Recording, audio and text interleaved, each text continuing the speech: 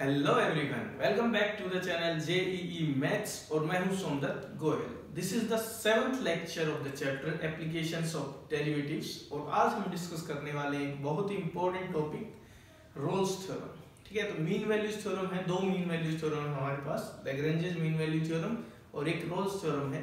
तो Rolle's theorem एक particular case है, तो पहले हम पर्टिकुलर केस डिस्कस करेंगे, उसके बाद हम सेकंड मीन वैल्यू थ्योरम करेंगे, that is Lagrange's mean value theorem. तो आज का हमारा डिस्कशन रहेगा रोल्स थ्योरम क्या होती है और उसकी एप्लीकेशन बेस्ड कुछ प्रॉब्लम्स। तो बिना टाइम वेस्ट किए चलिए शुरू करते हैं। तो मैंने कुछ क्वेश्चंस लिखे हैं, इनको बाद में देखते हैं, पहले हम देखते हैं कि रोल्स थ्योरम होती क्या है। ठीक है, तो स्टेटमेंट देखिए, मान लो fx एक फंक्शन है, fx is a function defined on this interval, close interval a to b। यहाँ पे हम बात कर रहे हैं सिर्फ क्लोज इंटरवल a से b पे हम बात कर रहे हैं। तो fx कोई फंक्शन है, इसके ऊपर डिफाइंड है। तो तीन कंडीशंस हमें चेक करनी पड़ेगी भाई। सबसे पहले first, value of the function at a should be equal to value of the function at b। इसका मतलब फंक्शन की वैल्यू जो क्लोज इंटरवल है उसके एंड पॉइंट्स पे क्या होनी चाहिए, सेम होनी चाहिए। Okay, second condition is fx is continuous, this function should B continuous on close interval a to b। Close interval पे कंटिन्यूटी कैसे चेक करते हैं हमें पता है, ठीक है ना, बाउंड्री पे भी होना चाहिए और इन बिटवीन भी होना चाहिए। ठीक है, थर्ड कंडीशन है वो डिफरेंशिएबिलिटी को लेके है कि fx इज डिफरेंशिएबल। अब डिफरेंशिएबल कहां होना चाहिए, तो differentiable on open interval a to b। ठीक है, तो ये थोड़ा ध्यान रखना, क्लोज इंटरवल पे कंटिन्यूटी, जबकि डिफरेंशिएबिलिटी के लिए आप a और b को छोड़ सकते हो। ठीक है ना, ओपन इंटरवल पे डिफरेंशिएबल होना चाहिए। ठीक है, तो अगर ये तीन कंडीशन सेटिस्फाई कर रहा है फंक्शन, तो फिर क्या कहते हैं Rolle's theorem, then there exist at least one c। तो सम लिख देता हूं यहां पे, there exist some c in the interval ab, open interval ab। ठीक है ना, there exist some c belonging to this interval ab such that, condition क्या होगी, such that f dash at c is equal to 0, derivative of the function at that point is equal to 0। ये है Rolle's theorem. अब geometrically क्या मतलब है, बहुत ही easy है समझना। देखो इसको पहले, तो कंडीशंस एक बार फिर से देख लो। तीन कंडीशंस है, फंक्शन की value at the extreme point should be equal a और b पे, function should be continuous on the close interval and function should be differentiable on the open interval. Then there exists some c in this interval, open interval a to b। एक भी हो सकता है, दो भी हो सकता है, तीन भी, ज्यादा हो सकते हैं, एक से कम नहीं मिलेगा, मतलब कम से कम एक होगा, such that f dash c will be 0। Okay, तो इसका मतलब क्या है देखो, तो इसका मतलब देखो ज्योमेट्री के लिए आप समझोगे तो बड़े आराम से समझोगे चीजों को। मान लो कोई फंक्शन है, this is a and this is b, a से b के बीच में बात कर रहे हैं। मान लो फंक्शन की वैल्यू a पे कुछ भी, तो अगर स्टेटमेंट ट्रू है तो b पे भी वही वैल्यू मिलेगी, इनका लेवल सेम रहेगा। ठीक है, अब देखो फंक्शन कंटीन्यूअस है तो इसका मतलब ब्रेक नहीं आएगा कोई, एंड डिफरेंशिएबल इसका मतलब कोई शार्प एज नहीं बनेगा। ठीक है, तो ये जो रोल्स थ्योरम ये क्या कहती है कि f डैश किसी पॉइंट पे 0 हो जाए तो इसका मतलब उसके टेंजेंट के बारे में क्या कह सकते हो, देखो डिफरेंशिएबल है तो टेंजेंट तो एग्जिस्ट कर रहे हैं पॉइंट पे, यूनिक टेंजेंट। ठीक है, तो f डैश 0 किसी पॉइंट पे होता है, f डैश किसी पॉइंट पे 0, तो उस पॉइंट पे जो टेंजेंट है उसकी स्लोप क्या होती है, 0। इसका मतलब टेंजेंट है वो x एक्सिस की क्या होता है, पैरेलल होता है। तो अब क्या है कि अगर आप यहां से यहां तक पहुंचना चाहते हो, ठीक है, तो ये क्या कह रहा है कि भैया आप मान लो ऐसे गए, यूं गए मान लो, तो आपको कम से कम एक पॉइंट ऐसा मिलेगा जहां पे जो टेंजेंट है वो किसके पैरेलल हो जाएगा, x एक्सिस के। This is the point c, this is the point c, at least एक मिलेगा। ठीक है, हो सकता है ऐसा कुछ होता, ये पे ये वैल्यू आपकी, तो b पे भी यही वैल्यू है। ठीक है, तो हो सकता है आपका ग्राफ ऐसा कुछ आया होता।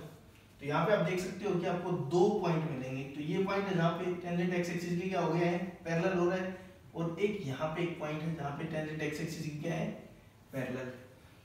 ठीक है, तो इसका मतलब एटलीस्ट एक बार ग्राफ टर्न जरूर लेगा, और जो टर्न लेगा वहां पे डेरिवेटिव कितना हो जाएगा, 0। इट मींस वहां पे दैट इज, यहाँ पे इसमें तो क्या लिख सकता हूं, that is at x is equal to c tangent to the curve, tangent to the curve will be horizontal.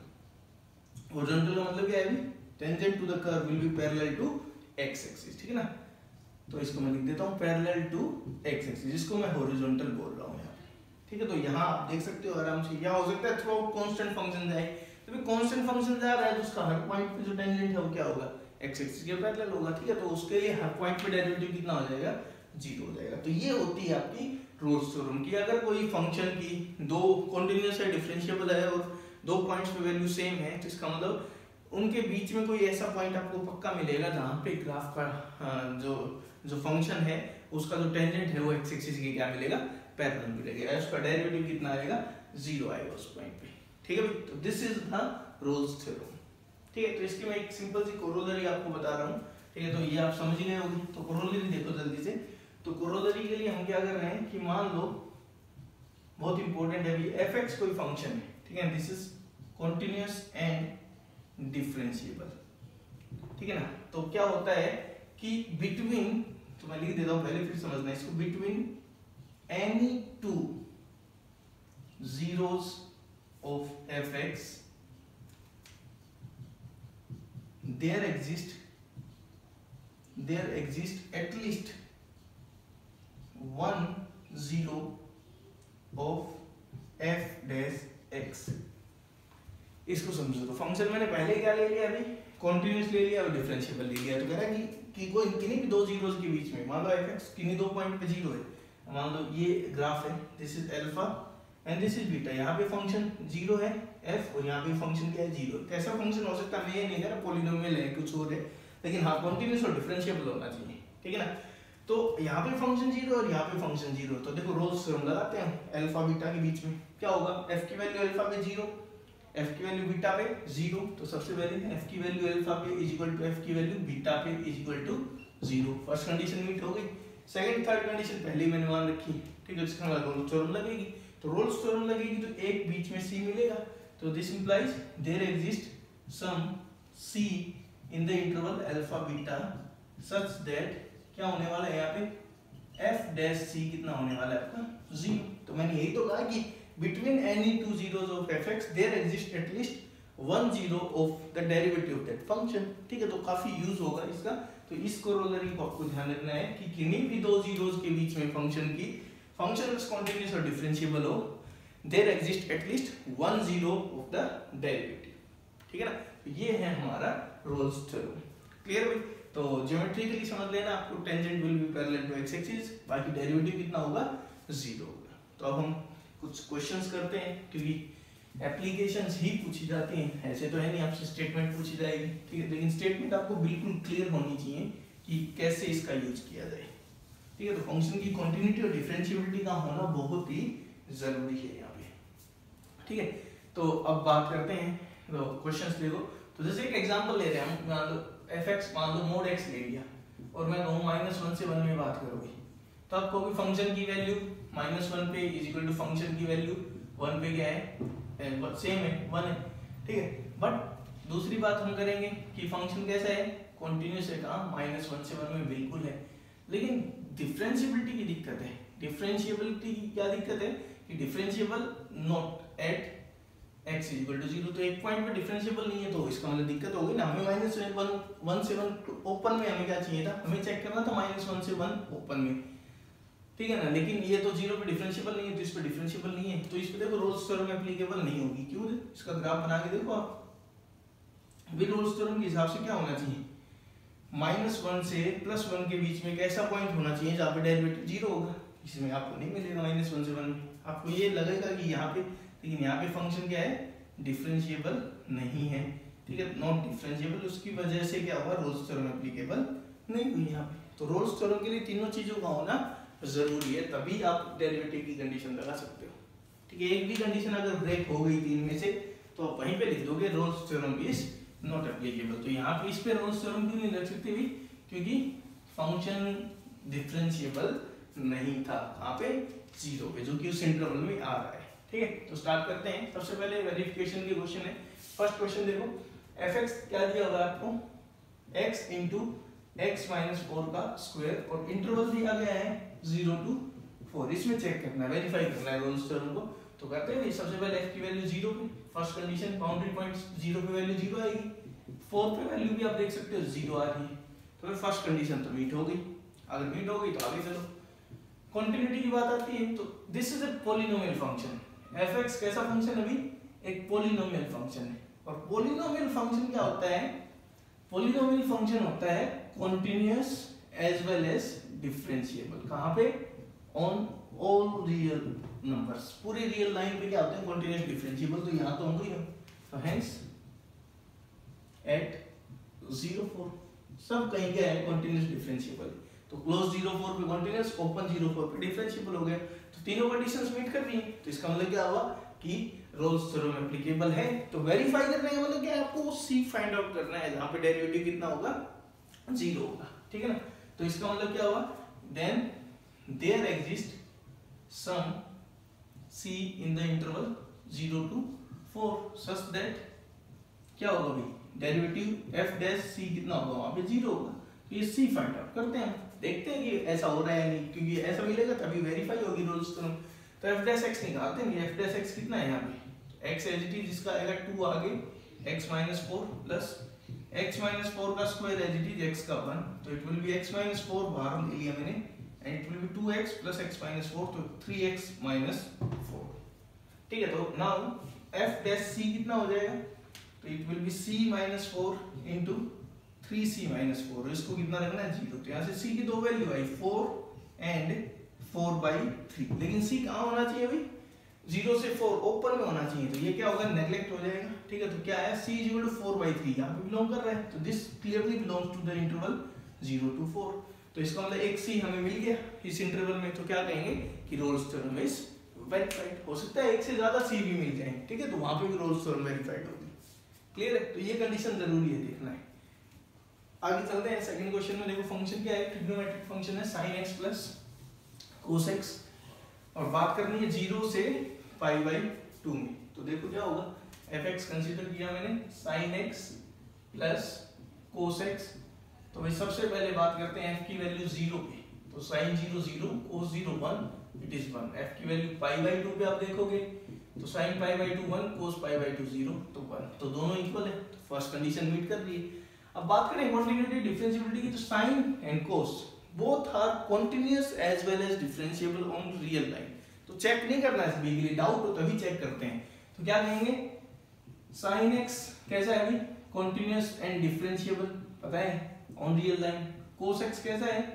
Continuous and differentiable. तो उनका सम वगैरह भी क्या होगा? सम कॉन्टिन्यूअस डिफरेंशिएबल। तो क्या कहूंगा? fx is continuous and differentiable on 0 to π/2। खैर पूरी रियल लाइन पे ही है, तो हमें तो 0 से π/2 करना है।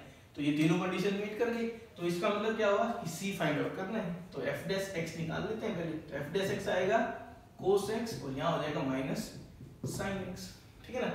तो f डैश x क्या होता है कि f डैश c कितना होता है? 0 रखते हैं। तो f डैश c रखोगे तो क्या आएगा? cos c minus sin c बराबर 0। तो यहाँ से देखेंगे तो cos c is equal to sin c, divide कर देता हूँ cos से, तो आ जाएगा tan c is equal to 1। अब cos से डिवाइड क्यों कर दिया भाई मैंने? क्योंकि हमें बात करनी है c कहाँ बिलोंग करेगा? 0 से π/2 ओपन। तो यहाँ पे cos 0 नहीं हो सकता, तो इसलिए डिवीजन यहाँ पे अलाउड है। तो tan c 1 कब होता है भाई? जब c कितना हो इस इंटरवल में? π/4। tan c तो वैसे बहुत ज्यादा बार 1 होता है, लेकिन इस इंटरवल में देखना है ना हमें। तो c इज इक्वल टू π/4 इस इंटरवल में बिलोंग कर रहा है। तो क्या कहोगे? Rolle's theorem is verified. Clear है ना? थर्ड पे चलते हैं। तो वेरिफिकेशन में बस यही करना है आपको। थर्ड पार्ट देखो, फंक्शन दिया गया है एक, और उस पर फिर से आपको वेरीफाई करना है। तो फंक्शन क्या है देखते हैं। फर्स्ट फंक्शन है हमारा 2 प्लस x माइनस 1 की पावर 2/3, ठीक है ना।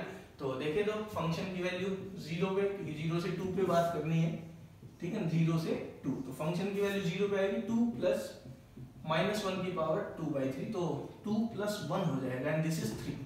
फंक्शन की वैल्यू 2 पे देखेंगे तो इट विल बी 2 + 2 - 1 की पावर 2/3, तो ये फिर से आएगा 2 + 1 = 3। तो भाई फर्स्ट कंडीशन तो मीट हो गई, बोथ द वैल्यूज आर 3, ठीक है। आगे चलते हैं। अब कॉन्टिन्यूटी डिफरेंशिएबिलिटी की बात कही जाए तो सबसे पहले हम बात करते हैं कॉन्टिन्यूटी की, ठीक है। तो fx क्या है? 2 + x - 1 की पावर 2/3। तो ये पार्ट से कोई दिक्कत ही नहीं है। अब इस पार्ट को आप देखोगे तो 0 से लेके 2 के बीच में किसी भी पॉइंट पे कोई मतलब कॉन्टिन्यूटी ब्रेक नहीं होने वाली है, ठीक है ना। फंक्शन इज वेल डिफाइंड, ठीक है, इस पार्ट पे अगर देखा जाए तो फंक्शन इज वेल डिफाइंड, ठीक है, वैसे कुछ दिख नहीं रहा है तो फंक्शन इज कॉन्टिन्यूअस, ठीक है। तो यहाँ पे फंक्शन कैसे आपका कॉन्टिन्यूअस है, किसी पॉइंट पे असिम्प्टोट वगैरह भी नहीं बन रहा है कि आपको कि फंक्शन डिफाइंड नहीं है, और वेल डिफाइंड है, फाइनाइटली डिफाइंड है सब कहीं पे, ठीक है ना। तो इसलिए फंक्शन क्या है यहाँ पे क्लियरली दिख रहा है कॉन्टिन्यूअस। अब बात आती है डिफरेंशिएबिलिटी की, ठीक है। डिफरेंशिएबिलिटी की बात करें तो डिफरेंशिएबिलिटी में ये दिक्कत करने वाला है, क्यों, क्योंकि नीचे उतरेगा, फ्रैक्शन पावर है, तो देखो क्या होगा, तो f डैश x निकालेंगे तो क्या आएगा भाई, ये 0 ये आएगा 2/3 आगे, और x - 1 की पावर -1/3, इसका मतलब आया 2/3 इंटू x - 1 की पावर 1/3। तो हमें चेक करना है डिफरेंशिएबिलिटी 0 से 2 ओपन में। तो देखो ये कहाँ पे ऑब्जेक्शन कर रहा है, क्योंकि ये सब कहीं डिफाइंड होना चाहिए तब डिफरेंशिएबल होगा, ठीक है। तो अब बात करें तो एट x = 1, ऑब्वियसली आप देख सकते हो कि फंक्शन को दिक्कत हो रही है, तो यहाँ पे x = 1 क्या कहोगे, फंक्शन डिफरेंशिएबल नहीं है आपका, ठीक है। और अगर फंक्शन डिफरेंशिएबल नहीं है तो इसका मतलब तीनों कंडीशन मीट नहीं कर रही ना, तो हम क्या कहेंगे, एप्लीकेबल ही नहीं है, Rolle's theorem is not applicable, ठीक है। तो यहाँ पे हम चेक नहीं करेंगे आगे की सी क्या है क्या नहीं, क्योंकि रोल्स थ्योरम एप्लीकेबल ही नहीं है। रोल्स थ्योरम एप्लीकेबल कब होती है, तो तीनों कंडीशन साइमल्टेनियसली होल्ड करे। तो पहली कंडीशन होल्ड कर रही थी, ठीक है, कंटिन्यूटी है, बिल्कुल है, लेकिन डिफरेंशिएबिलिटी ब्रेक कर गई कहाँ पे, 1 पे, और 1 इसके बीच में आ रहा है, ठीक है। बीच में नहीं आता, जैसे मान लो इंटरवल होता, सपोज करो क्वेश्चन कोई आए उसमें इंटरवल है 0 से 2, फंक्शन की डिफरेंशिएबिलिटी ब्रेक हो 3 पे जाके, हमें कोई दिक्कत नहीं है, 3 पे हो रही होने दो, ठीक है। 0 से 2 में नहीं होनी चाहिए, तो 0 से 2 में ऑब्जेक्शन आया है यहाँ पे, तो function is not differentiable, function differentiable नहीं है, तो Rolle's theorem is not applicable, ठीक है भाई। तो ये था हमारा जो फर्स्ट क्वेश्चन जिसमें हमने वेरीफाई करना सीखा है इसका, ठीक है। आगे चलते हैं, सेकेंड क्वेश्चन देखो, इसमें क्या है कि एक फंक्शन दिया गया है और उसके लिए कह रहा है कि रोल्स थ्योरम एप्लीकेबल है, बता रखा है, और एप्लीकेबल है और साथ में सी भी बता रखा है, तो ऐसे क्वेश्चन पूछ लिए जाते हैं। तो यहाँ पे आपको प्रॉपर अच्छे से पता होना चाहिए रोल्स थ्योरम के बारे में कि भाई 1 से 3 पे रोल्स थ्योरम को सेटिस्फाई करता है ये function with c is this. तो इसका मतलब क्या है कि जैसे फंक्शन क्या दिया होगा आपको, x³ plus bx² plus ax, ठीक है ना, और इंटरवल दिया है 1 से 3, तो रोल्स थ्योरम को सेटिस्फाई कर रहा है ये फंक्शन विद c की वैल्यू कितनी है, 2 + 1/√3। तो क्वेश्चन पूछा है find this a and b। तो देखो सबसे पहले बात करते हैं रोल्स थ्योरम के लिए। तो रोल्स थ्योरम को सेटिस्फाई करने के लिए पहले तो 3 कंडीशन सेटिस्फाई करेगा, वो बेसिक कंडीशन, फिर f' वाली कंडीशन, 4 कंडीशंस बनेंगी। सबसे पहली कंडीशन क्या होगी कि फंक्शन की वैल्यू 1 पे should be equal to function की वैल्यू 3 पे होनी चाहिए, 1 पे वैल्यू जो 3 पे, तो यहाँ से कंडीशन जनरेट होगी। देखो क्या है, 1 रखो, यहाँ पे 1 रखोगे तो 1 + b + a = 27 + 9b + 3a। तो ओवरऑल आप देखोगे तो उधर भेज देता हूँ इसको, 8b + 2a + 26 = 0। तो इट इज a + 4b + 13 = 0। एक इक्वेशन हमें मिल गई यहाँ से, ठीक है भाई। आगे चलते हैं, दूसरा क्या किया जाए। अब देखो फंक्शन, दूसरी कंडीशन है कॉन्टिन्यूअस होना चाहिए। अब कॉन्टिन्यूटी का यहाँ पे आप क्या एक्सप्लॉइट करोगे, this function is continuous everywhere, polynomial function है, तो since this function is a polynomial function, तो this is continuous on the real line, पूरी रियल लाइन पे कॉन्टिन्यूअस है, तो यहाँ पे तो हो गई। तो इसका मतलब कॉन्टिन्यूटी से आप यहाँ कोई कंडीशन एक्सप्लॉइट नहीं कर सकते, कुछ आपको नहीं मिलने वाला।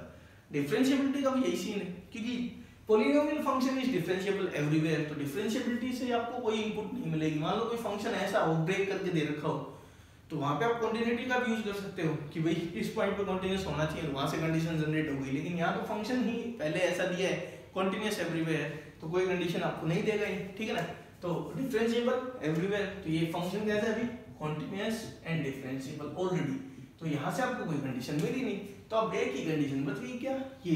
तो अब सेकंड कंडीशन ये मिलेगी हम कि फंक्शन की डेरिवेटिव है वो 2 + 1/√3, ये है ना c, यहाँ पे कितना होना चाहिए, 0। अब f' निकाल लेते हैं, तो f' कितना आ रहा है, 3x² + 2bx + a।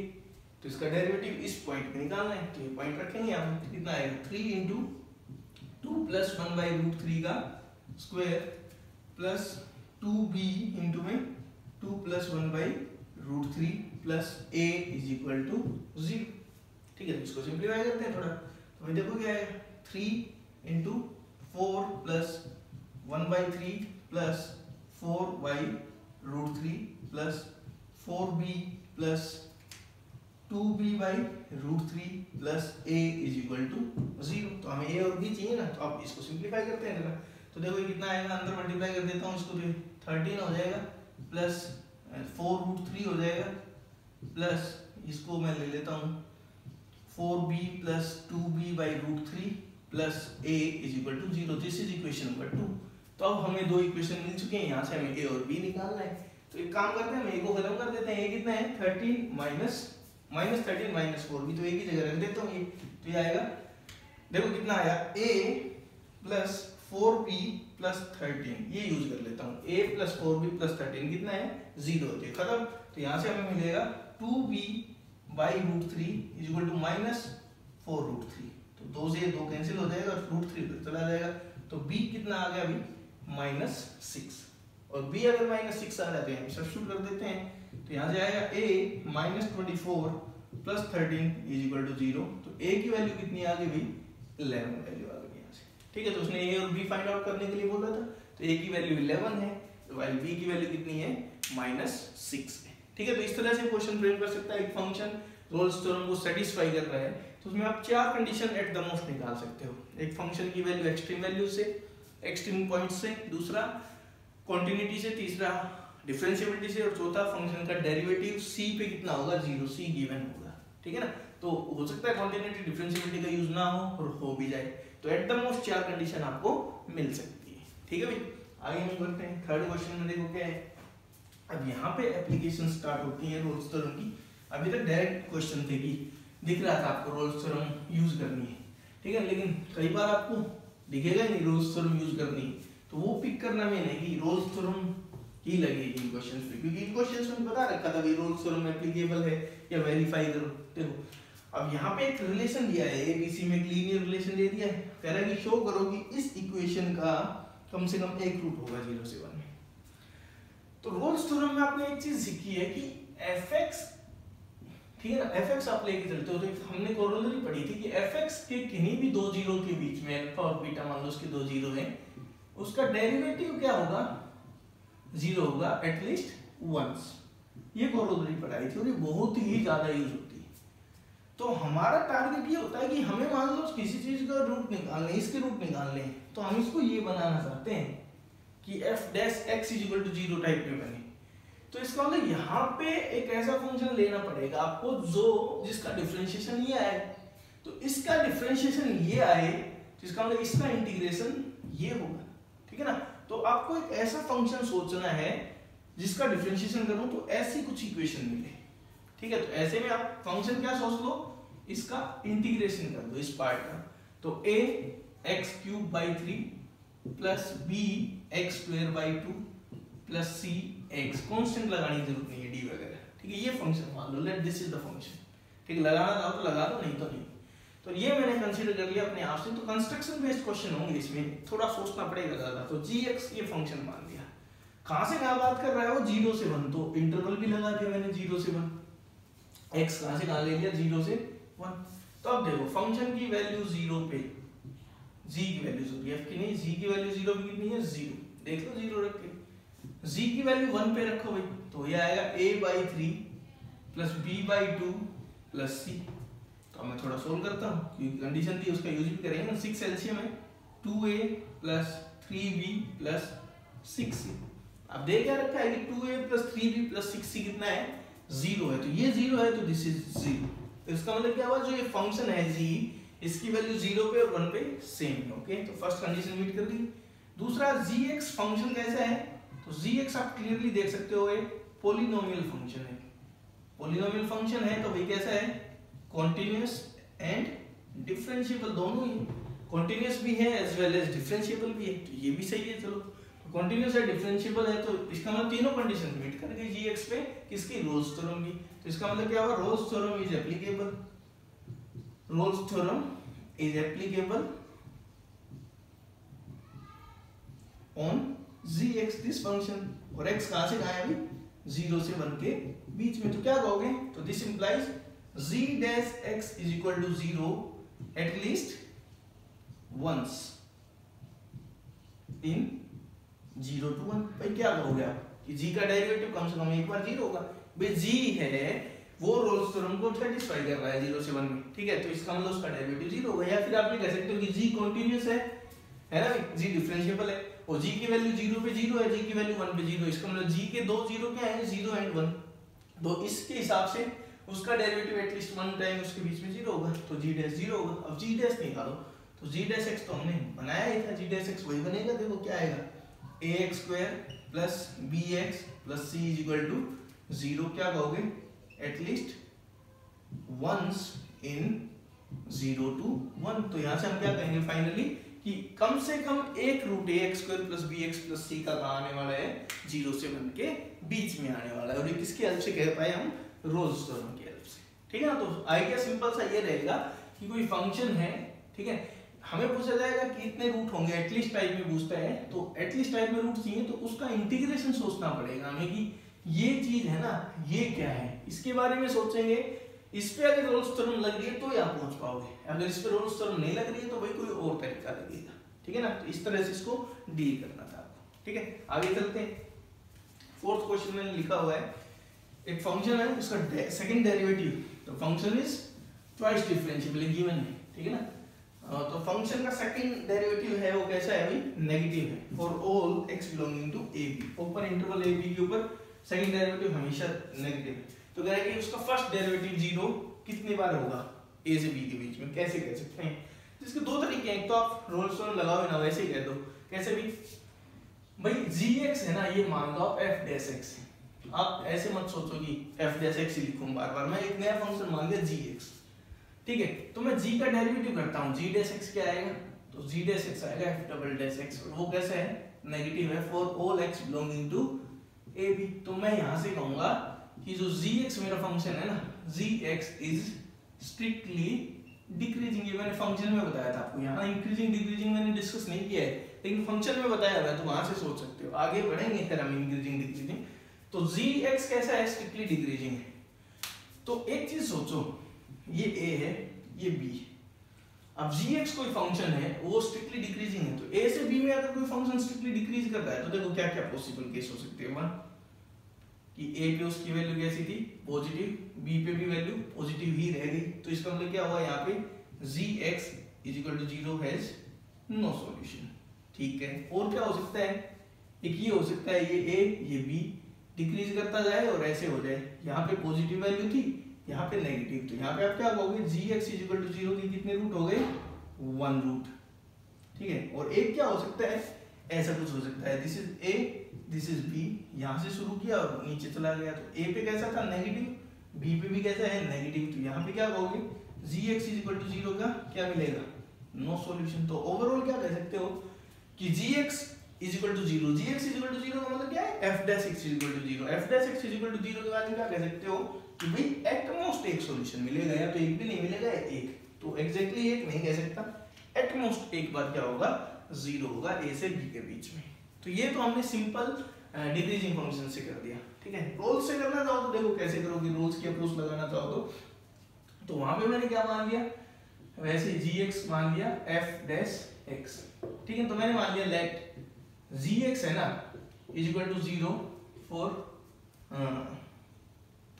x is equal to alpha and beta, और ये दोनों कहाँ बिलोंग कर रहे हैं, a से b के बीच में। मैंने मान लिया कि 2 बार 0 है, मान लो gx, कॉन्ट्रडिक्शन से आएंगे हम यहाँ पे, तो हमने मान लिया कि 2 बार 0 है, अल्फा और बीटा 2 पॉइंट है जहाँ पे gx क्या है, 0 है, तो इसके हिसाब से भी क्या होना चाहिए, देन दिस इंप्लाइज g कैसा फंक्शन है, gx, g का सेकंड डेरिवेटिव क्या होगा, g का डेरिवेटिव क्या होगा, f डबल डैश डिफाइंड है ना, तो इसका मतलब gx के बारे में बात करें तो gx is differentiable, and differentiable है तो अपने आप ही क्या हो गया, कंटीन्यूअस। तो gx अगर डिफरेंशिएबल फंक्शन है और g of alpha is 0, g of beta is 0, तो हम क्या कहेंगे कि g dash x is equal to 0 for some c belonging to the interval alpha beta, और ये किसका सबसेट है, ab का सबसेट है, क्योंकि अल्फा बीटा ab के अंदर बैठे हुए हैं। तो इसका मतलब क्या हुआ कि g डैश x का मतलब क्या है, f डबल डैश x, तो f double dash x is equal to 0 for some c।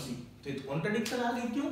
क्योंकि उसने कहा था f डबल डैश x है ना वो हमेशा नेगेटिव है a b इंटरवल पे, लेकिन हमने देखा कि a b इंटरवल पे कम से कम एक बार क्या होगा, 0 होगा। वो क्यों होगा? क्योंकि हमने क्या माना था, इसकी वजह से। तो ये तो कॉन्ट्रडिक्शन आ गई ना, कॉन्ट्रडिक्शन अजम्पशन की वजह से आती है। तो अजम्पशन क्या है कि gx है वो 2 बार 0 है, ठीक है, मतलब एक से ज्यादा बार 0 है। तो इसका मतलब तो गलत है, ऐसा नहीं हो सकता। इसका मतलब क्या हुआ कि gx है वो ज्यादा से ज्यादा कितने बार 0 होगा, एक बार 0 होगा। अब ज्यादा से ज्यादा एक बार 0 होगा ना, तो आप ये कैसे कह दो कि एग्जैक्टली एक बार होगा? तो हम यहाँ पे आंसर क्या देंगे, एट मोस्ट वंस। लेकिन इसमें रोल्स थ्योरम दिमाग में कम आएगा, उससे पहले आपके डिक्रीजिंग फंक्शन वाला कंसेप्ट आएगा। g double f double dash x less than 0 दिखते ही ये दिमाग में पिक्चर बनेगी। तो ऐसे कर सकते हो, रोल्स से करना जाए कोई तो रोल्स का यूज करके करोगे तो ये तरीका भी, ठीक है ना, ये रोल्स थ्योरम के यूज करके, ठीक है। तो यहाँ पे कॉन्ट्रडिक्शन से आएगा और यहाँ से बिल्कुल बेसिकली दिख रहा है, यहाँ पे उल्टा सोचना पड़ रहा है आपको, ठीक है। तो हमने 2 बार मान लिया तो 2 बार पॉसिबल नहीं है, मतलब 2 या 2 से ज्यादा बार पॉसिबल नहीं है। इसका मतलब एक बार पॉसिबल है या फिर हो सकता है एक बार भी 0 ना हो। तो इसका मतलब क्या होगा, एट मोस्ट 1 टाइम हम बोल सकते हैं यहाँ से, ठीक है भाई। आगे चलते हैं, तो कुछ और क्वेश्चंस लिख रहा हूँ।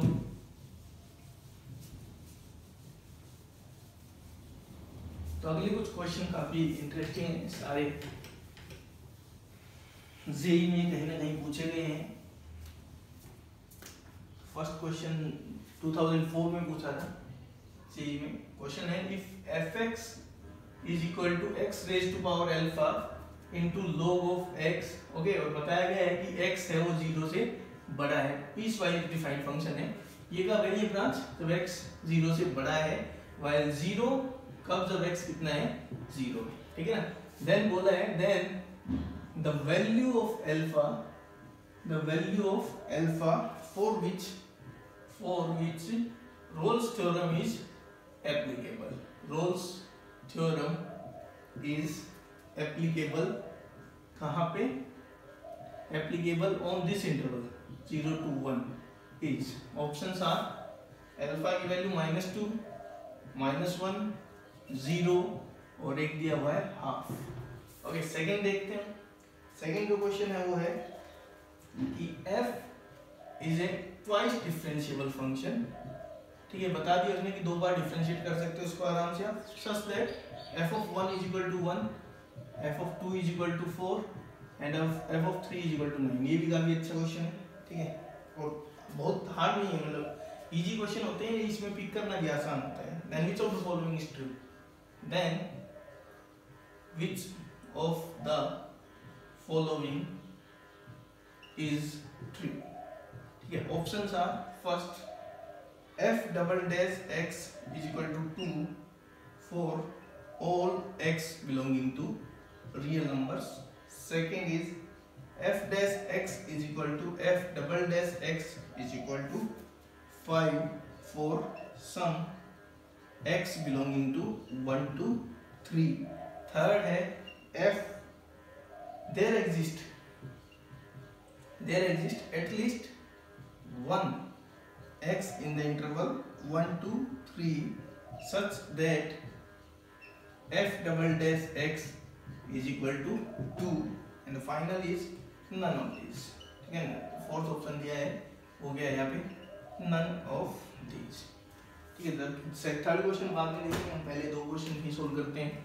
तो क्या बताया गया है कि पहले फंक्शन में क्या कह रहा है कि ये 2004 में आए थे, 2005 में पूछा गया था। तो देखो इसमें अल्फा बताना आपको क्या लिया जा सकता है कि रोल्स थ्योरम अप्लाई हो गया, तो यहाँ पे उसने नाम दे दिया तो आपके दिमाग में चीज स्ट्राइक कर जाएगी कि रोल्स थ्योरम का क्वेश्चन है भाई, ठीक है ना। तो हमें देखना है कब एप्लीकेबल होगा, तो बात करते हैं भाई क्या क्या है। तो फंक्शन 0 से 1 में बात की जाए तो कॉन्टिन्यूस होना चाहिए, डिफरेंशिएबल होना चाहिए और फंक्शन की वैल्यू बाउंड्री पॉइंट्स पे सेम होनी चाहिए, ठीक है ना।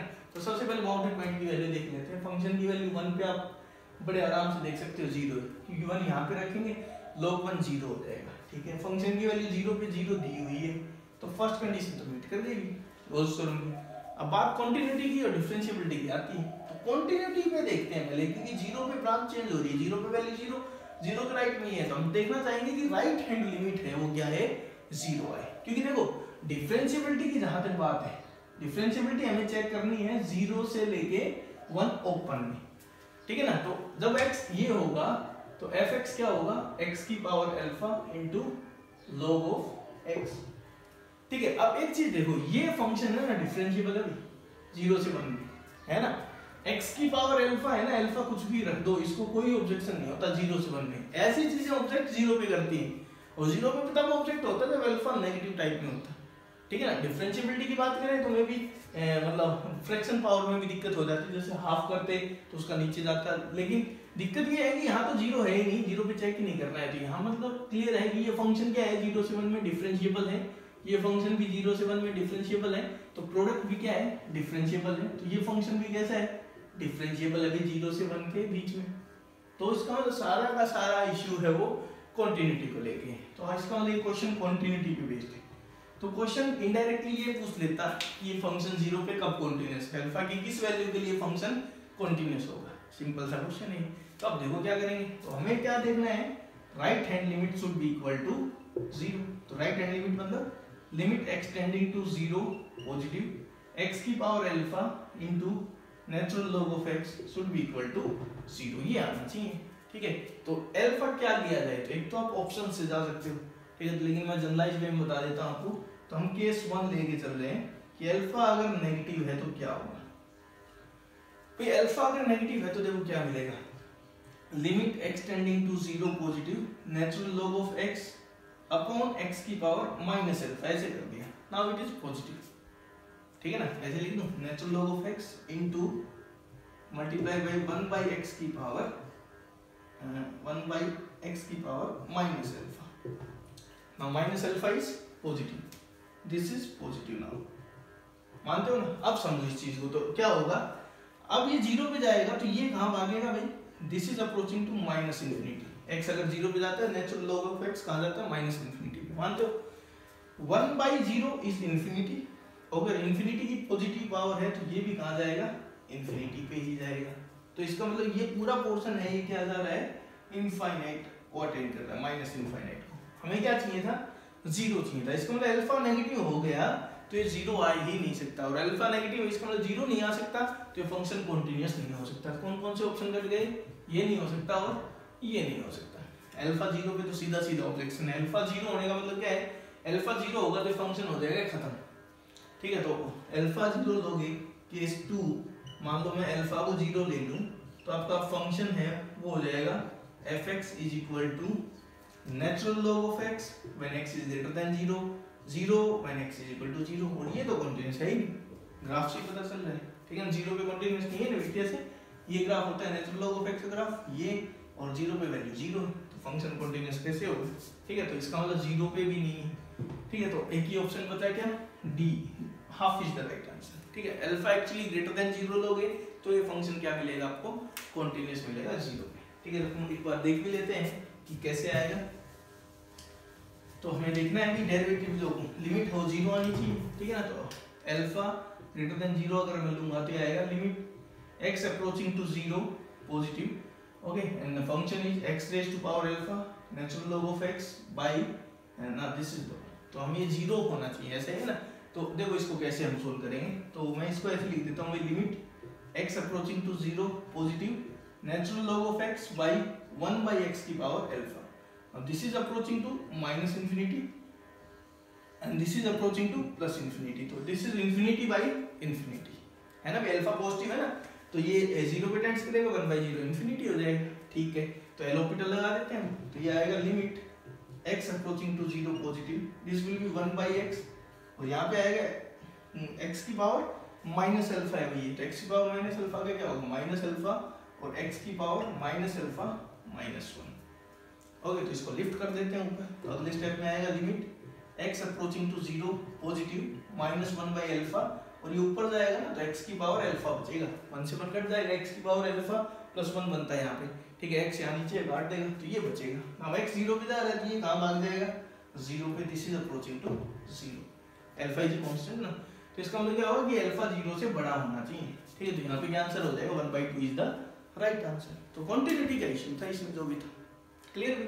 आगे चलते हैं सेकंड क्वेश्चन में, देखो 2005 में पूछा गया था, और ऐसे बहुत से क्वेश्चन हमने क्वाड्रेटिक इक्वेशन में प्रैक्टिस किए थे +1 में, जहाँ पे एक रिलेशन सा आपको दिखता है और हम उस रिलेशन को एक्सप्लोर करते हैं। बस यहाँ पे ये क्या है कि रिलेशन वैसे एस्टेब्लिश करना है, लेकिन आगे कैलकुलस में घुस जाएगा क्वेश्चन।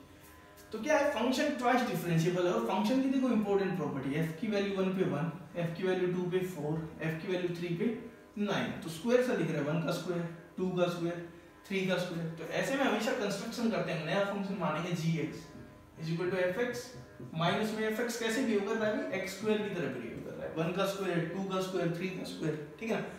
अब क्वाड्रेटिक इक्वेशन के क्वेश्चंस में क्या होता था कि gx है ना, वो एक पॉलिनोमियल फंक्शन है, ठीक है, और वो उसकी डिग्री बता देता था, 3 डिग्री का पॉलिनोमियल फंक्शन है, तो उसके हमें 3 जीरो मिल जाते थे और वहां से हम उस पॉलिनोमियल फंक्शन को फाइंड आउट कर लेते थे। यहाँ पे ऐसा कुछ नहीं है, ठीक है। तो यहाँ देखो क्या है, g की वैल्यू 1 पे कितनी है, 0, g की वैल्यू 2 पे कितनी है, 0, और g की वैल्यू 3 पे कितनी है, 0। यहाँ पे फंक्शन g जो है, g को फाइंड आउट करने से रिलेटेड है नहीं, और ना ये बता रखा है कि gx है वो पॉलिनोमियल फंक्शन है, ऐसा कुछ नहीं बता रखा। तो हम ये कहें कि भाई g की वैल्यू 1 पे 0 है, 2 पे 0 है, 3 पे 0 है, तो इसका मतलब क्या होगा कि g का एक फैक्टर होगा x - 1। ऐसे कैसे कह दे भाई, ठीक है, जरूरी है वो पॉलिनोमियल फंक्शन है, कुछ भी हो सकता है, ठीक है। तो ये समझने की चीजें हैं, तो यहाँ पे कुछ बताया नहीं गया है, तो हम gx की तरफ भागेंगे ही नहीं। हमें बात करते हैं उसके डेरिवेटिव्स को लेके, और वो भी f के डेरिवेटिव्स को लेके। अब एक चीज सोचो, g का डेरिवेटिव क्या आएगा, g dash x, f dash x minus 2x, okay, और g का डबल डेरिवेटिव क्या आएगा, f double dash x minus 2। अब देखो हम सोचेंगे क्या कि g 1 पे 0, g 2 पे 0, g 3 पे 0। तो अब समझना भी इसको, this is 1, this is 2, this is 3, g की वैल्यू 1 पे 0, g की वैल्यू 2 पे 0, g की वैल्यू 3 पे 0।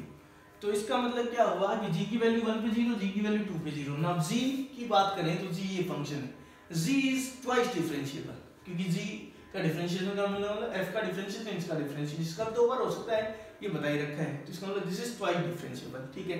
तो g अगर डिफरेंशिएबल है तो यहाँ पे एक अल्फा मिलेगा और यहाँ पे एक बीटा मिलेगा, सच दैट इन पॉइंट्स पे क्या होगा, g का डेरिवेटिव 0 होगा। इस पे क्या होगा, g डैश x = 0, एंड यहाँ पे क्या होगा, g डैश x = 0। ये किसके हेल्प से हुआ है, रोल्स थ्योरम की वजह से, क्योंकि किन्हीं भी दो जीरोस के बीच में उसका डेरिवेटिव एक बार 0 होगा, प्रोवाइडेड वो डिफरेंशिएबल और कंटीन्यूअस हो, तो ऐसा है, ठीक है। आगे मूव करते हैं। भाई अल्फा पे g का डेरिवेटिव 0, बीटा पे g का डेरिवेटिव 0, तो इनके बीच में एक पॉइंट हमें मिलेगा कहीं गामा, यहाँ कहीं मिलेगा गामा, जहाँ पे g डबल डेरिवेटिव कितना होने वाला है, 0 होने वाला है, क्योंकि इसका डेरिवेटिव डबल डेरिवेटिव होता है, ये भी रोल्स थ्योरम की वजह से हुआ। तो मैं ये कह सकता हूँ कि भी g का डबल डेरिवेटिव है ना, वो कम से कम एक बार क्या होगा, 0 होगा। तो g का डबल डेरिवेटिव कम से कम एक बार 0 होने का मतलब ये कम से कम एक बार 0 होगा। तो इसका मतलब f डबल डैश x है वो कम से कम एक बार क्या होगा, 2 होगा। तो यहाँ से मैं क्या कह सकता हूँ, किसके बीच में, अभी वो अल्फा से बीटा के बीच में, वो 1 से 3 के बीच में। तो इसका मतलब क्या हुआ, C यहाँ पे आंसर दिख रहा है हमें कि there exist at least one x belonging to 1 to 3 such that f double dash x = 2, ठीक है। ये कह नहीं सकते भाई, यहाँ पे बच्चे क्या जल्दी कर सकते हैं, करते हैं कि fx तो x स्क्वायर की तरह बिहेव कर रहा है, ठीक है। तो ये ले लो, तो यहाँ क्या आएगा, फर्स्ट डेरिवेटिव क्या आएगा, f dash x = 2x, तो f डबल डैश x कितना आएगा, 2। तो क्या कहेंगे कि डेरिवेटिव हमेशा 2 आ रहा है, ये गलत है, ऐसा नहीं सोच सकते ना भाई, जरूरी x स्क्वायर हो, कुछ भी हो सकता है फंक्शन को, ठीक है। हाँ ये है, ऐसे सोचना होता है ऐसे क्वेश्चंस में, ठीक है ना। तो इस तरह से आपको इसको यूज करना है, क्लियर है। आगे मूव करते हैं, कुछ और क्वेश्चन डिस्कस करते हैं। ये सिंगल करेक्ट में पूछा गया था, तो इसलिए हमने बाकी ऑप्शंस को ट्राई करने का सोचा भी नहीं। मल्टी करेक्ट में हो तो हम और हर ऑप्शन के लिए जाते हैं, लेकिन यहाँ पे सिंगल करेक्ट में था ये क्वेश्चन, ठीक है। आगे चलते हैं। Next is if a b c these are non zero real numbers, ठीक है ना, and we are given with the equation 0 to 1 1 plus cos raised to power 8x into ax square plus bx plus c dx. This integration is equal to 0 to 2, and then same expression is again given, 1 plus cos 8x and ax square plus bx plus c dx is equal to 0. ये दिया गया है हमें, ठीक है। then पूछा गया है then the equation ax square plus bx plus c is equal to 0 will have, इसके रूट्स के बारे में पूछा गया है। Options are 1 root in this interval 0 to 1 and other in other root is in the interval 1 to 2. Second option is both roots in 0 to 1. C is both roots in this interval 1 to 2. While D option is none of these. ऐसा कुछ भी नहीं है इनमें से, ये पूछा गया है। ठीक है, अगला क्वेश्चन लिख रहा हूँ। नेक्स्ट क्वेश्चन इज, एक फंक्शन दिया गया है, consider the function f(x) and this function is x into sin pi by x when x is greater than 0 और 0 पे वैल्यू 0 दी गई है। तो क्वेश्चन पूछा गया है then number of points in the number of points in 0 to 1 such that f dash x is equal to 0। कितने points पे होगा? Options are 0, 1, 2 and infinite. जबकि थर्ड क्वेश्चन में लिख रहा हूँ यहाँ पे एक फंक्शन है fx के बारे में बताया गया है, this is twice differentiable function. ठीक है, साथ में बताया गया है कि f के बारे में कुछ और वैल्यूज बताई गई है। f की वैल्यू a पे 0 है, f की वैल्यू b पे 2 है, f की वैल्यू c पे -1 है, f की वैल्यू d पे 2 है और f की वैल्यू e पे फिर से 0 है। और यहाँ पे क्या है कि a b c में क्या रिलेशन है? a is less than b, less than c is less than d is less than e। then the minimum number of zeros of the equation क्या दी गई है यहाँ पे? f dash x का square plus fx into f double dash x is equal to 0। ठीक है ना, in this interval a to e कम से कम कितने जीरो होंगे? इंटीजर टाइप में पूछा गया था। ठीक है, तो ये क्वेश्चन हम डिस्कस कर रहे हैं यहाँ पे। तो फर्स्ट क्वेश्चन देखो क्या है, एक ए बी सी क्या है, रियल नंबर है, नॉन जीरो रियल नंबर। ये एक इक्वेशन दी गई, मतलब रिलेशन दे दिए गए हैं 0 से 1, 0 से 2। तो यहाँ पे कंस्ट्रक्शन बेस्ड है, फंक्शन आपको कंसीडर करना पड़ेगा यहाँ पे। ठीक है, तो देखो क्या करेंगे हम, यहाँ पे 0 से 1 है, यहाँ पे 0 से 2 है, तो this is the only change in these two expressions 1 and 2। तो हम क्या करेंगे, फंक्शन मान लेंगे gx और gx मैंने मान लिया 0 से gt मान लेता हूँ, चलो gt मान लिया 0 से t और अंदर वाले को ऐसे रखा 1 plus cos 8x and then ax square plus bx plus c dx। Integration किसके रिस्पेक्ट में? अभी x के रिस्पेक्ट में, लिमिट t की टर्म्स में रखी जाएंगी, फाइनल t की टर्म में आएगा। ओके, तो अब देखो आप g की वैल्यू 0 पे बताओ भाई, तो g की वैल्यू 0 पे क्या आएगी? 0 से 0, तो 0 से 0 पे इंटीग्रेशन करोगे तो अपर लोअर लिमिट सेम है, इंटीग्रेशन कितना आएगा? 0 आएगा। ओके, g की वैल्यू 1 पे बताओगे, तो g की वैल्यू 1 पे, तो t की जगह 1 रखूंगा, तो t की जगह 1 रखूंगा तो ये नहीं बन जाएगा 0 से 1। तो this expression is given to be 0, तो g की वैल्यू 1 पे 0 है और g की वैल्यू 2 पे कितनी है अभी? तो सिमिलरली g की वैल्यू 2 पे भी कितनी है? 0 है। और यहाँ से आप पकड़ सकते हो चीजों को, कैसे? यहाँ आ जाओ, this is 0, this is 1, this is 2, तो g की वैल्यू 0 पे 0, g की वैल्यू 1 पे 0, g की वैल्यू 2 पे 0। ठीक है, कॉन्टिन्यूअस फंक्शंस है और उनका इंटीग्रेशन किया गया तो ये इंटीग्रेबल हो गया पूरा। ठीक है, तो ये मतलब डिफरेंशिएबल हो गया। ये पूरा फंक्शन कैसा है? डिफरेंशिएबल है। ये जो फंक्शन है देखो, ये कॉन्टिन्यूअस है, कॉन्टिन्यूअस का इंटीग्रेशन करोगे तो डिफरेंशिएबल मिलेगा। तो ये कैसा फंक्शन है आपका? डिफरेंशिएबल फंक्शन है। डिफरेंशिएबल है तो बाय डिफॉल्ट क्या है? कॉन्टिन्यूअस है। तो बाउंड्री पॉइंट्स पे देखना है 0 से और 1, 2 पे, तो वहां पे भी कॉन्टिन्यूअस है। तो फंक्शन कॉन्टिन्यूअस भी है, डिफरेंशिएबल भी है। तो इसका क्या मतलब है? कॉन्टिन्यूअस डिफरेंशिएबल है तो इस पे रोल्स थ्योरम लगेगी। तो इसका मतलब यहाँ पे एक अल्फा मिलेगा आपको और यहाँ पे बीटा मिलेगा, जहाँ पे क्या होने वाला है? g डैश t कितना होने वाला है? 0 होने वाला है। ठीक है ना, अल्फा पे भी और बीटा पे भी। एक बार g डैश t निकाल देते हैं तो डिफरेंशिएट करना भी इसको, तो लिबनिज रूल लगा दो। ठीक है, तो किसके रिस्पेक्ट में कर रहे हो भाई? t के रिस्पेक्ट में। ध्यान रखना, मैंने उल्टा बताया था वहां पे, यहाँ पे x होता था, यहाँ पे t होता था, यहाँ पे उल्टा है, यहाँ पे t है, यहाँ पे x है। तो अब t के रिस्पेक्ट में डिफरेंशिएट कर रहे हो तो क्या बताया था? अपर लिमिट का डिफरेंशिएशन। तो अपर लिमिट का डिफरेंशिएशन कितना आएगा? 1। देन यहाँ पे अंदर क्या बताया था? जहां भी x दिख रहा है वहां उसको अपर लिमिट से रिप्लेस कर दो, 1 प्लस cos की 8t and then at square plus bt plus c। Minus में लोअर लिमिट का डिफरेंशिएशन 0 आएगा, लिखने की जरूरत नहीं पड़ेगी आपको। ये आया g डेश t, तो g डेश t कितना होगा 0 होगा, कहाँ पे एट अल्फा एंड बीटा, ठीक है। नाउ सी ये 0 नहीं हो सकता भाई, 1 plus cos raise to power 8t, cos raise to power 8t हमेशा पॉजिटिव होता है, तो दिस इज नॉट 0, तो इसका मतलब क्या होगा at square plus bt plus c is equal to 0, कहाँ एट अल्फा एंड बीटा।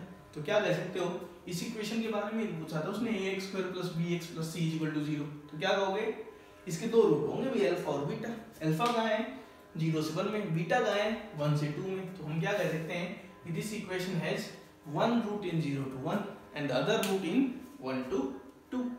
आया भी समझ में, ठीक है। आगे मूव करते हैं, नेक्स्ट क्वेश्चन देखो, फंक्शन दिया गया है fx is equal to x sin pi by x, और तब जब x 0 से बड़ा है और 0 भी कितना दिया हुआ है अभी 0 दिया हुआ है, तो हमें बताना है कि कितने पॉइंट्स पे इसका डेरिवेटिव 0 होगा, ये इसका डेरिवेटिव कितने पॉइंट्स पे 0 होगा 0 से 1 में, ठीक है। तो देखो इसमें समझने की चीज क्या है, इस फंक्शन की अगर बात करें, ठीक है, इसकी बात करें फॉर x ग्रेटर देन 0 अगर देंगे तो फंक्शन क्या है x into sine pi by x। सबसे पहले इसकी बात करते हैं कि this is A differentiable function है भाई। इस फंक्शन को सिर्फ एक पॉइंट पे दिक्कत है, कहाँ जब x कुछ 0 हो जाए, लेकिन हमें जब डिफरेंशिएबिलिटी की बात आती है तो मैं 0 से बड़े के लिए बात कर रहा हूँ, तो 0 से बड़े के लिए अगर बात करूँ तो कैसा फंक्शन है डिफरेंशिएबल, क्योंकि 0 पे ऑब्जेक्शन करता है, 0 पे डिफाइन नहीं होता, उसकी वजह से दिक्कत आती है, लेकिन 0 के लेफ्ट राइट में कोई दिक्कत ही नहीं है, तो ये भी डिफरेंशिएबल है। जिसका मतलब 0 से बड़े के लिए हमारा जो fx है इज डिफरेंशिएबल, तो डिफरेंशिएबल 0 से बड़े के लिए, तो 0 से 1 के लिए भी कैसा हो जाएगा डिफरेंशिएबल हो जाएगा, ठीक है ना, इज डिफरेंशिएबल ऑन दिस, ठीक है।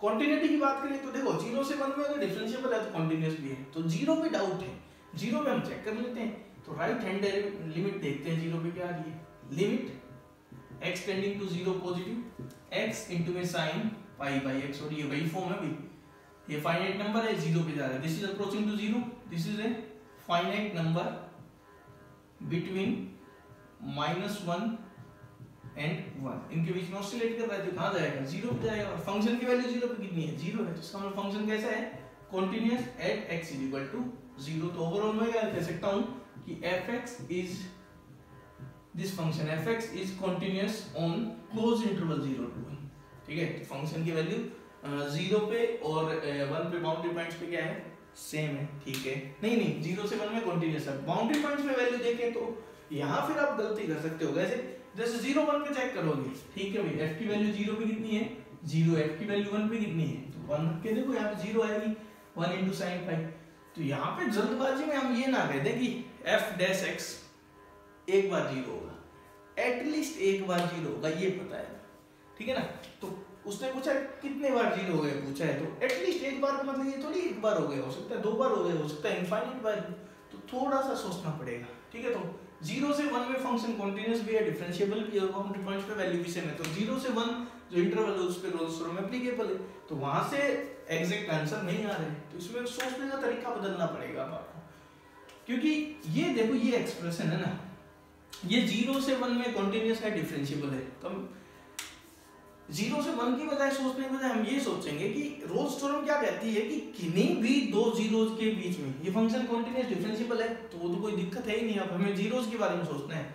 इसके कोई भी दो जीरो ढूंढोगे ना, कोई भी इसके दो जीरोस अगर हम ढूंढ के दे दें तो उनके बीच में इसका डेरिवेटिव एक बार 0 होगा, एटलीस्ट एक बार, ठीक है ना। तो अब ये सोचो ये 0 कब कब हो सकता है, तो ये 0 एक बार तो इसकी वजह से हो सकता है, तो 0 है, मोस्ट ऑफ द टाइम इसकी वजह से 0 हो सकता है। अब इसकी वजह से 0 कब होगा, जब ये पाई का मल्टीपल आएगी, ये पाई का मल्टीपल कब आएगा, जब x क्या हो, तो भाई क्या है पाई बाई x, पाई का मल्टीपल आना चाहिए, तो हम क्या चाहते हैं पाई बाई x है वो पाई का मल्टीपल आए, तो पाई बाई x पाई का मल्टीपल कब आएगा, जब x कैसा हो 1/n टाइप का, पाई से पाई कट गया ना, तो x जब 1/n टाइप का होगा ना, n इज इंटीजर, तब ये फंक्शन 0 होने वाला है, जब जब ये 0 होगा तो उन जीरोस के बीच में डेरिवेटिव क्या होगा 0 होगा। तो ये सोचने का तरीका है, तो हम क्या करेंगे ये कंसीडर करोगे आप 1/n से लेके 1/n+1, और n क्या है यहाँ पे नेचुरल नंबर है कोई भी, ठीक है ना। ये कोई भी मैंने एक इंटरवल पकड़ लिया बीच में, मैं कह रहा हूँ इसके बीच में आएगा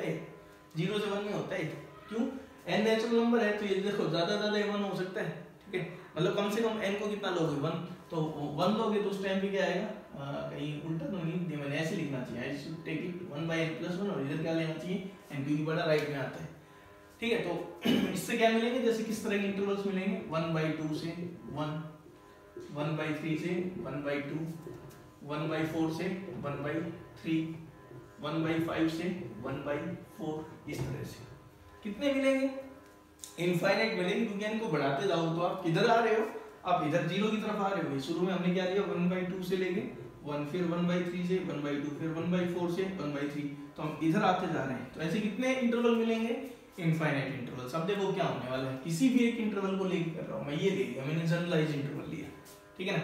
इस इंटरवल के ऊपर अगर मैं बात करूं तो ये फंक्शन कैसा है, continuous as well as differentiable, isn't it, होगा ना भाई, क्यों, क्योंकि 0 से 1 में गया तो इस पे 2 गए, ठीक है। तो इस इंटरवल के ऊपर fx कैसा है हमारा, fx है हमारा कॉन्टिन्यूअस एंड डिफरेंशिएबल, ठीक है। अब फंक्शन की वैल्यू निकालते हैं 1/n+1 पे, तो ये तो हमें पता है, जानबूझ के किया हमने, 0 आएगी यहाँ पे वैल्यू रखूंगा 1/n+1, तो n+1 ऊपर चला जाएगा, तो n+1 टाइम्स पाई करूंगा साइन 0 हो जाएगा, ठीक है। फंक्शन की वैल्यू 1/n पे भी क्या आएगी 0, तो इसका मतलब क्या होगा कि f(x) 0 at least once in this interval 1/n+1 से 1/n, ठीक है। इसका मतलब 1/n+1 से 1/n के बीच में कम से कम एक 0 है। अब ये n तो कुछ भी ले सकता हूँ मैं, n यहाँ पे क्या है, कोई भी नेचुरल नंबर है, तो इसका मतलब क्या होगा, हर ऐसे इंटरवल में एक 0 मिलेगा, डेरिवेटिव का कम से कम एक 0 मिलेगा। तो ऐसे इनफाइनाइट इंटरवल्स मिलेंगे आपको, इंटरवल्स इनफाइनाइट हैं तो भाई कितने बार 0 होगा, इनफाइनाइट बार ही ये क्या हो जाएगा 0 हो जाएगा। तो जल्दबाजी नहीं करनी, कभी आप सोचो कि 0 से 1 को पकड़ लिया और वहां पे कह दो एटलीस्ट 1, तो वो तो एटलीस्ट 1 आया ना, एटलीस्ट 1 का ये मतलब थोड़ी कि एक ही हो गया, 2 भी हो सकता है, इनफाइनाइट भी हो सकता है। तो इसमें आपको फिर ये सोचना है कि क्या ये फंक्शन 0 हो सकता है कई जगह पे, तो हाँ अगर 0 हो रहा है तो उसके हिसाब से इसको यूज करेंगे हम। तो किन्हीं भी 2 जीरोस के बीच में डेरिवेटिव 0 होता है, उसको एक्सप्लॉइट किया है यहाँ पे, ठीक है। आगे देखो नेक्स्ट क्वेश्चन, थर्ड क्वेश्चन, ये अच्छा क्वेश्चन है। fx एक फंक्शन दिया गया है और कुछ पॉइंट्स बता के और fx के बारे में उनकी वैल्यूज बताई गई है, फिर एक अलग ही फंक्शन ft यूज करके बनाया गया, उसके जीरोस पूछ रहा है, मतलब एक इक्वेशन बनाई गई है। तो f को देखते हैं पहले हम, तो ये है भाई a, this is b, c, d, e। Function की वैल्यू a पे कितनी है भाई 0 है, ठीक है। b पे कितनी है 2 है, c पे कितनी है भाई -1 है, तो ये नेगेटिव आ गया, वो -1, दिस इज +2। d पे फिर से कितनी है +2 है, तो ये 2 है, और e पे 0 है, ठीक है। तो ऐसे कुछ ग्राफ है, मान लो एक्सपेक्ट, मैं एग्जैक्ट नहीं कह रहा हूँ ऐसा होगा भाई, मैं ऐसे ही मतलब रैंडमली बना दिया मैंने। तो इसके बारे में, फंक्शन के बारे में क्या कह सकता हूँ कि a यहाँ पे मान लो पॉइंट है आपका अल्फा, और यहाँ पे पॉइंट है मान लो बीटा, और ये e। ये फंक्शन है ना fx, मैं कह रहा हूँ कि a से e के बीच में इसके कम से कम 4 रूट मिलेंगे, कम से कम 4 बार ये 0 होगा, 4 से ज्यादा बार भी हो सकता है, ठीक है।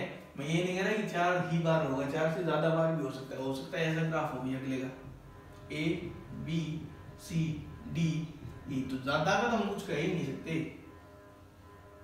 यहाँ पहुंच गया 2 पे, ठीक है। तो उसके बाद यहाँ नेगेटिव आ गया, यहाँ फिर ऐसे चक्कर लगा, यहाँ फिर से 2 पे पहुंच गया, और यहाँ ऐसे आ गए, तो सारी कंडीशन सेटिस्फाई कर रहा है, इसमें बहुत ज्यादा 0 से, तो मैक्सिमम तो आप कुछ भी नहीं कह सकते, एटलीस्ट कह सकता हूँ, क्वेश्चन भी एटलीस्ट से रिलेटेड ही पूछा गया है, तो मैं मिनिमम ये कह सकता हूँ कि जो फंक्शन है ना fx, वो कम से कम क्या होगा 4 बार 0 होगा, और ये 4 0 क्या है ये, ठीक है। तो मैं इनको मार्क कर लेता हूँ कि मिनिमम का केस लेके चल रहे हैं, तो a, फिर एक 0 यहाँ ले लिया मैंने अल्फा, एक 0 मैंने ले लिया बीटा, और एक 0 मैंने ले लिया e। यहाँ पे फंक्शन क्या है fx इज 0 इन 4 पॉइंट्स पे, at least minimum number of points है, कम से कम इतने बार तो 0 होगा, क्यों फंक्शन ट्वाइस डिफरेंशिएबल है, ट्वाइस डिफरेंशिएबल है तो कॉन्टिन्यूअस डिफरेंशिएबल है, तो कॉन्टिन्यूअस है तो यहाँ से आ जाएगा, तो इसको एक बार 0 होना पड़ेगा, यहाँ से आ जाएगा तो 0 होना पड़ेगा कम से कम एक बार, ठीक है। अब एक फंक्शन जो हमें लेना है वो ये है g, एक नया फंक्शन gx = 0 है, gx है f' x का square plus fx into F double dash x, इसके जीरोस की बात करनी है।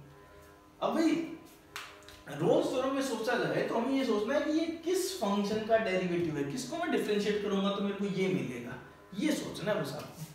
तो एक फंक्शन कंसीडर करो एच एक्स, और वो क्या है F x into F dash x. ये भाई सब सोचने की चीजें आपको दिमाग में आनी चाहिए कि किसका डिफरेंशिएशन किया जाए तो ये आएगा। तो अभी हमें इंटीग्रेशन तो आता नहीं है, तो डिफरेंशिएशन सोचे तो देखो f x as it is, इसका आएगा एफ डबल डैश आ गया, फिर f dash x as it is, इसका आएगा एफ डैश एक्स ही बन जाएगा। तो ये फंक्शन है ना, इसका डिफरेंशिएशन ये है, तो मैं इस फंक्शन को टारगेट करूंगा, क्योंकि मैं इसको लेके रोल्स थ्योरम एप्लीकेबल करूंगा तो वहां पहुंचूंगा मैं, तो इसको लेके चलता हूं मैं। ओके, fx था भी 4 बार 0 था, ठीक है। अब fx अगर 4 बार 0 और fx कंटीन्यूअस डिफरेंशिएबल है तो उसका डेरिवेटिव कम से कम 3 बार 0 होगा। कैसे? जैसे fx इस यहाँ पे 0 है तो यहाँ पे एक पॉइंट मिलेगा आपको, like this point is x1, यहाँ पे एक पॉइंट मिलेगा दिस पॉइंट इज x2, और यहाँ पे एक पॉइंट मिलेगा दिस पॉइंट इज x3।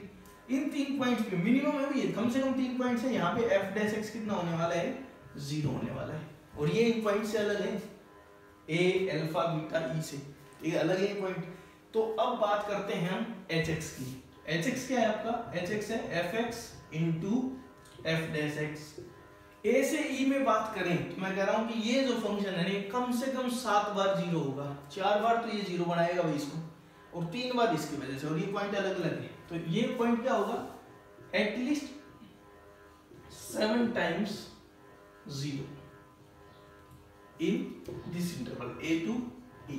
तो एक चीज सोचो, अगर ये फंक्शन 7 बार 0 हो रहा है a से e के बीच में, ठीक है, a से e के बीच में 7 बार 0 है, कैसे? a पे, फिर x1 पे, फिर अल्फा पे, फिर x2 पे, फिर बीटा पे, फिर x3 पे, और फिर e पे, ठीक है। देखो हो गया क्या?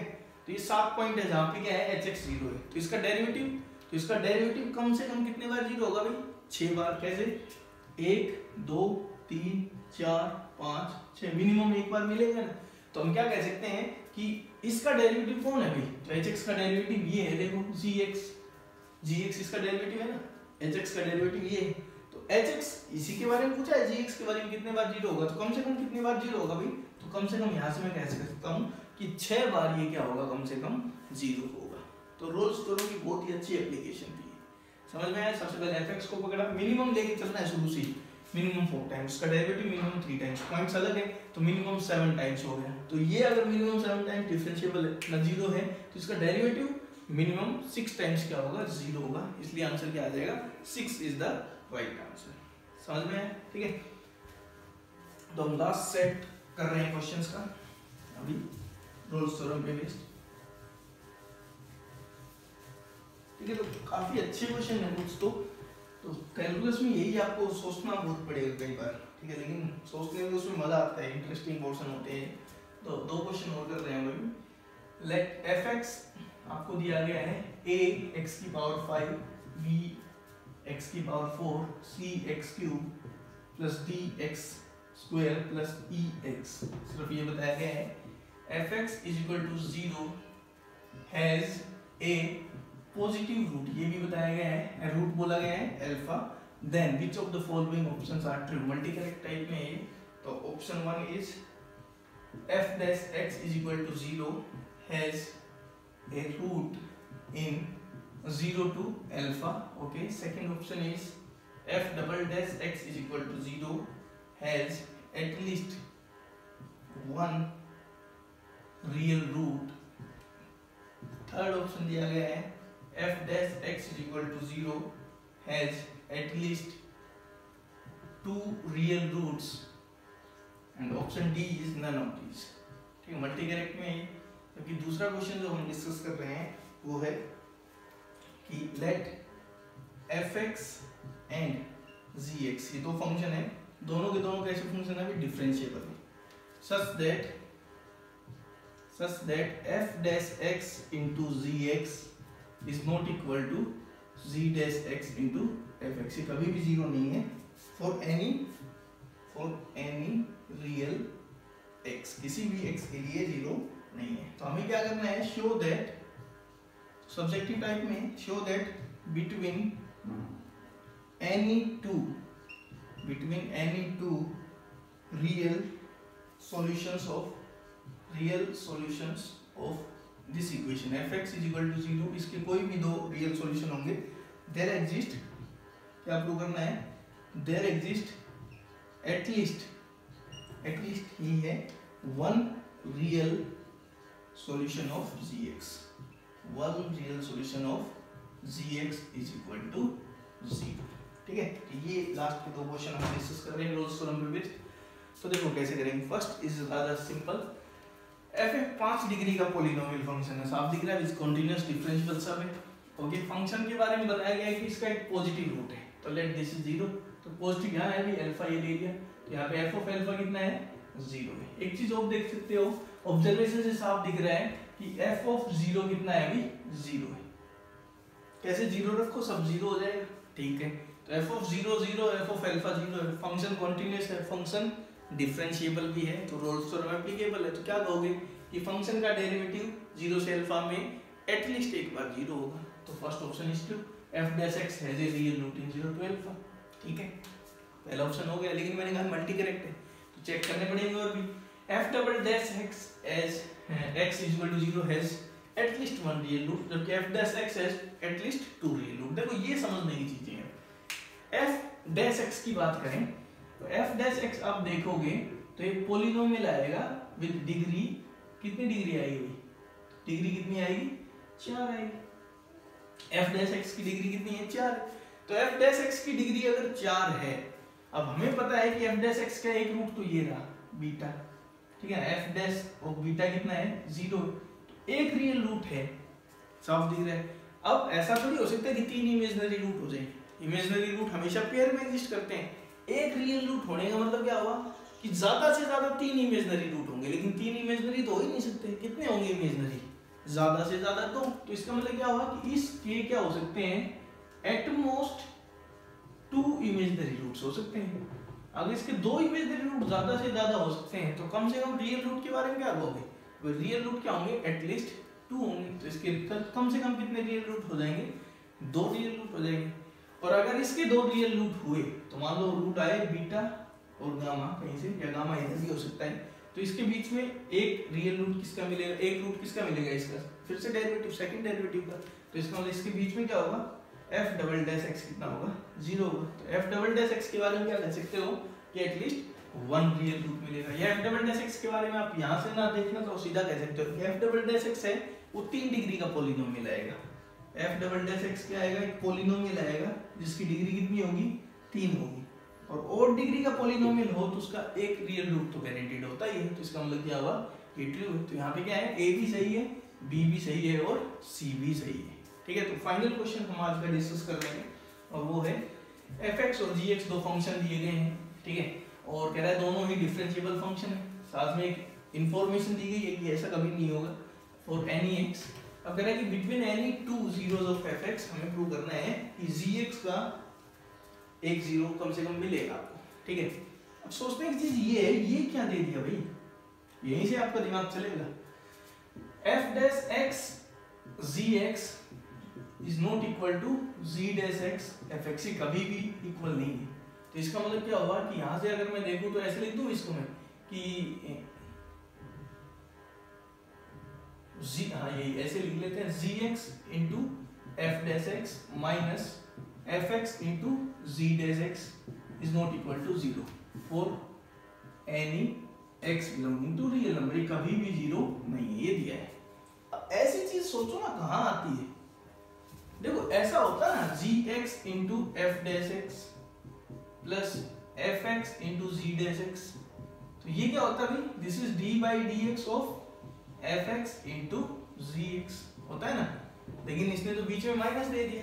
तो ये सोचो कहाँ आता है, तो ये डिफरेंशिएशन किसके डिफरेंशिएशन में ऐसी चीजें आती हैं, तो डिफरेंशिएशन में किसके में आती है भाई, या तो आप ये सोचो fx बाई gx, इसके डिफरेंशिएशन में ऊपर यही मिलेगा आपको, gx as it is f dash x minus fx as it is g dash x, या उल्टा सोचो, ठीक है ना। और या आप ये सोच सकते हो gx बाई fx, लेकिन हम ये लेके काम करेंगे क्योंकि हमें किन्हीं भी दो रूट f के पकड़ने हैं, उसके बीच में g का रूट दिखाना है, तो हम इसको इंपॉर्टेंस देंगे। देखो उसका समझ में आ जाएगा आपको क्या इश्यू है, क्यों लेके चल रहे हैं। तो मैंने कंसीडर कर लिया function hx, h x function क्या है, F x by ji x, ठीक है ना।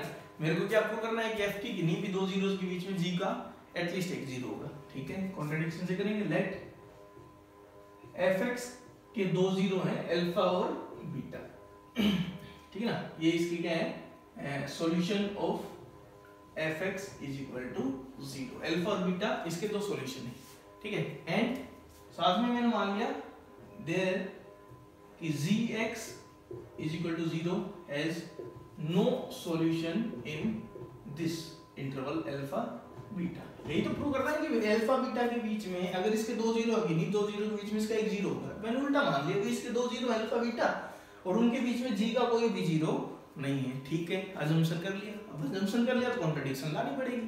तो देखो अब कैसे करेंगे। तो अब देखो एच एक्स क्या है, F x by ji x, ठीक है। नाउ हम लेके चलते हैं फंक्शन हमारा H X which is F x by ji X और in the interval x belonging to alpha beta, इस इंटरवल में बात कर रहे हैं। तो सबसे पहले बात करते हैं h की वैल्यू अल्फा पे इज इक्वल टू h की वैल्यू बीटा पे, मैं कह रहा हूं जीरो आएगी भाई, क्योंकि h की वैल्यू अल्फा कितनी आएगी, अल्फा बाई जी अल्फा। तो अब इतना तो पता है कि जी है वो अल्फा बीटा के बीच में कभी भी जीरो नहीं है, तो f of alpha by g of alpha क्या हो जाएगा, जीरो हो जाएगा f ऑफ अल्फा की वजह से, और ऐसे f of beta h of beta भी क्या हो जाएगा, जीरो हो जाएगा, ठीक है। दूसरा fx और gx की बात करें तो fx क्या है, fx और gx, fx इज डिफरेंशिएबल, ठीक है। तो डिफरेंशिएबिलिटी या कंटिन्यूटी की ब्रेक होगी वो gx की वजह से होगी, लेकिन अल्फा से बीटा के बीच में मान क्या लेके चल रहे हैं कि gx कभी भी जीरो नहीं है। तो अगर gx जीरो नहीं है तो this is differentiable, this is differentiable, ये जीरो है नहीं इस इंटरवल में। तो क्या कहोगे hx के बारे में, hx is continuous and differentiable, दोनों हो जाएगा, ठीक है। कॉन्टिन्यूअस भी हो जाएगा और डिफरेंशिएबल भी हो जाएगा। तो इसका क्या मतलब है, क्या लगेगा, रोल्स थ्योरम। तो इसका मतलब क्या होगा कि h dash x will be equal to zero for some x belonging to the interval alpha beta. किसी अल्फा बीटा इस इंटरवल के अंदर x h डैश x कितना होगा, जीरो होगा, ठीक है। तो h डैश x जीरो होगा तो h डैश x करते हैं भाई, क्या आएगा यहाँ से करो, g स्क्वायर x आएगा नीचे, यहाँ आएगा gx into f dash x minus f x into g dash x is equal to zero for some x belonging to the interval alpha beta. तो अब देखो क्या होगा, ये जीरो किसकी वजह से, ये तो जीरो है नहीं भी, तो इसका मतलब अल्फा बीटा के बीच में इसकी वजह से जीरो होगा। तो इसका मतलब ये हुआ कि f dash x into g x is equal to f x into g dash x for some x belonging to this interval alpha beta. और ये किसका सबसेट है, रियल नंबर्स का। तो क्या आया कि ये जो एक्सप्रेशन है ना, ये जीरो हो गए, इक्वल हो गए मतलब दोनों, लेकिन इसने तो मना किया हुआ है कभी भी इक्वल नहीं हो सकते। तो ये तो इक्वल आ गए हमारे, तो इक्वल आने का मतलब क्या है, दिस इज द कॉन्ट्रडिक्शन। यही तो कॉन्ट्रडिक्शन थे जिसको हम देख रहे थे। तो कॉन्ट्रडिक्शन क्यों आई, असम्पशन की वजह से। असम्पशन क्या है कि gx का कोई भी सॉल्यूशन नहीं है अल्फा बीटा के बीच में। तो यहाँ से हम क्या कहेंगे भाई, gx का एक्चुअली सॉल्यूशन लेना पड़ेगा आपको अल्फा बीटा के बीच में, ठीक है ना।